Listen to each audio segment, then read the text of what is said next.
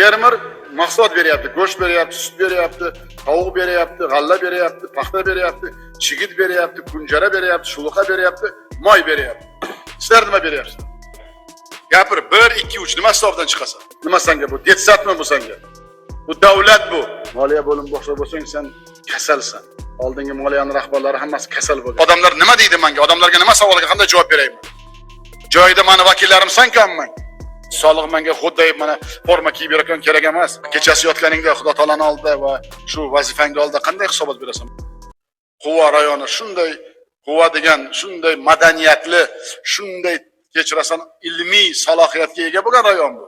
Kerak bo'lsa butun vodiyga ko'z-ko'z qilayotgan odamlar bo'lgan quvani. Bu Yozyovon rayoni emasmi? Kecha Yozyovonlarga xafa bo'lmasin. Siz shunday rayonda hokim bo'lib, tajribali odam bo'lib, bundaqa natija bo'lsa, men boshqa noinsobdan nimani so'ray? Shoir azam nima deydilar? G'ayratxon. Navoiy she'rlaridan ma'qul sizga bilasiz. Necha yil bo'ldi? Qaridingmi sen ham? Assalomu alaykum sho'g'ir. Salom. Sho'g'ir aka, biz subvensiyani gapir. subvensiya bo'yicha alohida dastur qabul qildik. Hozir shu dastur bo'yicha qattiq ishlayapmiz. Hozirgi aytganingiz bo'yicha mahalliy sanoatni rivojlantirish, tadbirkorlikni rivojlantirish orqali subvensiya chiqarish imkoniyati bor. Umumiy gap. Tumandagi Umumiy gap. Gapir, 1 2 3 nima hisobdan chiqasan? Tumanda ishlab turgan yirik korxonalar kengaytirish hisobi birinchisi, ikkinchisi o'zingiz topshirig'ingiz bilan tashlab 30 gektar yerda sanoat zonasi tashkil qilamiz. Shu yerda yana 300 ta sanoat ishlab chiqarish kichkina korxonalar tashkil qilamiz. Oilaviy korxonalar tashkil qildik, hozir 220 ta. Buni sonini 500 taga yetkazamiz. Umuman Shavkat Miromonovich umuman bunday. U gaplar endi menga Xudoga shukr, men sizlarni hammangni yurish turishingni nimang juda yaxshi bilaman. Voy. Seni ham, shoirxonligingni, boshqangni ham, hammangni. Rishtonda 100% qaysi ko'chasidan suv toshadi, qaysi suvda suv ko'tariladi, hammasini men bilaman. Amalda bilaman. Bilasan, shu nuqtai nazardan mana yil yakunigacha 4 ta rahbaring menga protokolga yozib ber. Значит, mana Buvayda, Beshariq, Quva, Rishton, So'x, Toshloq, O'zbekiston, Xurqat, Yozyovon va Qo'shtepa. Rayon viloyat hokimi birinchi o'rinbosari qani? Gapiring, janob oliylari. Qani Markaziy bank? Quloqingiz yaxshi eshitmaydimi? Nima tez turmaysan? Soliq. Qani 4 ta o'ng. Subvensiyaga sizlar javob berasizlar. Men nima uchun har bir rayon, shahar birinchi muavini, muavinni birinchi muavin qilib obro'ylarini ko'tartirdim. Viloyat hokimining birinchi o'rinbosari qishloq xo'jaligi emas, odamlarga ovqat berayotgan. Sizlarni qo'yib qo'ydim. Nima uchun? Nima uchun? Qachon dunyo qarashingiz o'zgaradi? Qachon qarsakbozlikdan pastga tushamiz? Qachon odamlarni qiynaysan? Seni qachon 4 ta o'ngda hamma yomon ko'radi? Bu subvensiya, bu sharmandalik-ku.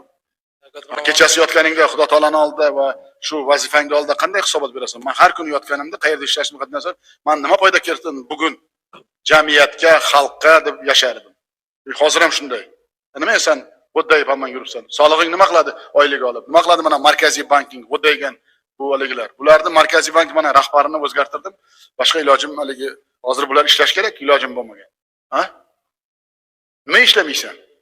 Kim qilish kerak bu gaplarni? Mana shuncha xalq, Farg'ona viloyati xalqi eshitib turibdi. Ertaga, kattakon kelib ketdi. Ertaga nima o'zgarish bo'ladi? Odamlar nima deydi menga? Odamlarga nima savolga qanday javob berayman? Joyida meni vakillarim sankanman. Sanku vakillar. Ijro organi vakili. Hammanga ravang tortish vaqti soat keldi dedim-ku men senga. Jamshid Anvarovich.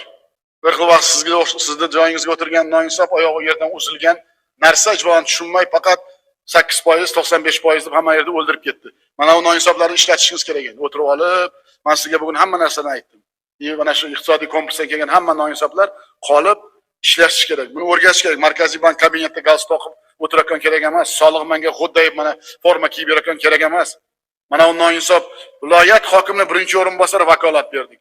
Shaharda, rayonda birinchi o'rinbosar. Eng kam 350-400 ta odam bor iqtisodiy kompleksda. Hokim o'rin bormi? 5000 ga yaqin. 5000 ga yaqin odam bor. Nima ishlatmaysan? Nimaga 5000 ga yaqinda ertalab turib o'zing svet qilsan soat 6 da?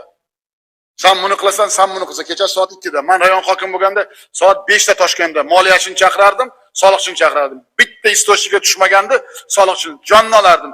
Bora oldingmi sen deyardim. Nima bugun tushmadi deyardim. Shuncha 25-kuni bajaradi. Nima qilmaysan? Nima bajarmaysan? Nima bajarmaysan? Odamlarga nima deyman hozir? Kim birinchi mo'g'uning? O, shoir.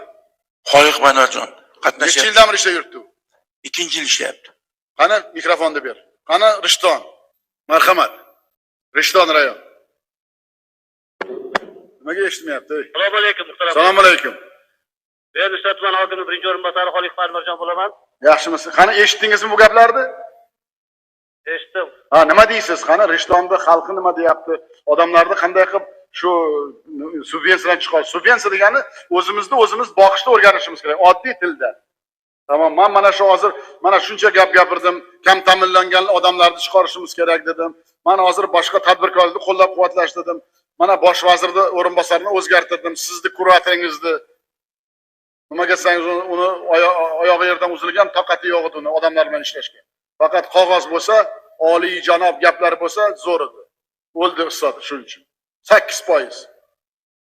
8% bo'lgan davlatda tuberkulyoz bo'lmaydi. Tuberkulyoz qanday kasal? Ovqat yemagan odam kasali. Gapiring Rishtonni birinchi mo'g'uni. Qani qo'lingizdan nima keladi? Keladi desa keladi deng. Men sizni yaxshi bilmayman, tanimayman ham. Mana endi bizning bosh vazirimiz o'rinbosarlari hammalaring tanishish kerak. Mayda sizlarning oyoqlaring yerdan uzilgan. Men o'zi tushunmayman, sizlar nima ish qilishlaringni ham tushunmayman men.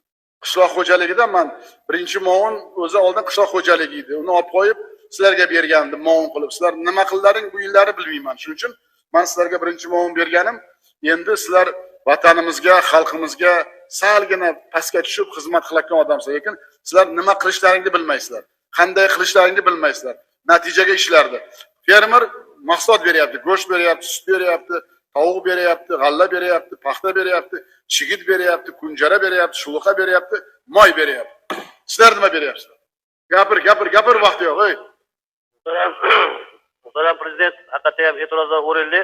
Biz mana shu subvensiyadan chiqish bo'yicha dasturlar ishlab chiqqanmiz. Hozirgi bergan topshiriqlaringizdan kelib chiqib, dasturni qayta ko'rib chiqamiz va bu subvensiyadan chiqishni barcha choralarni ko'rib, buni uddalaymiz. Qo'limdan keladi, Shavkat Miromonovich. Oldin qaysi ishda ishlagansiz? Oldin bank moliya sistemasida ishlaganman. Nima bo'lib? Moliya bo'limi boshlig'i bo'lib ishlaganman. G'aznachilik bo'limi boshlig'i bo'lib ishlaganman. Moliya bo'limi boshlig'i bo'lsang, sen kasalsan. Oldingi moliyaning rahbarlari hammasi kasal bo'lgan, balon parvoz. Men seni bugun ishdan olaman. Nimaga? Hamma birinchi mo'g'un xulosa qilsin.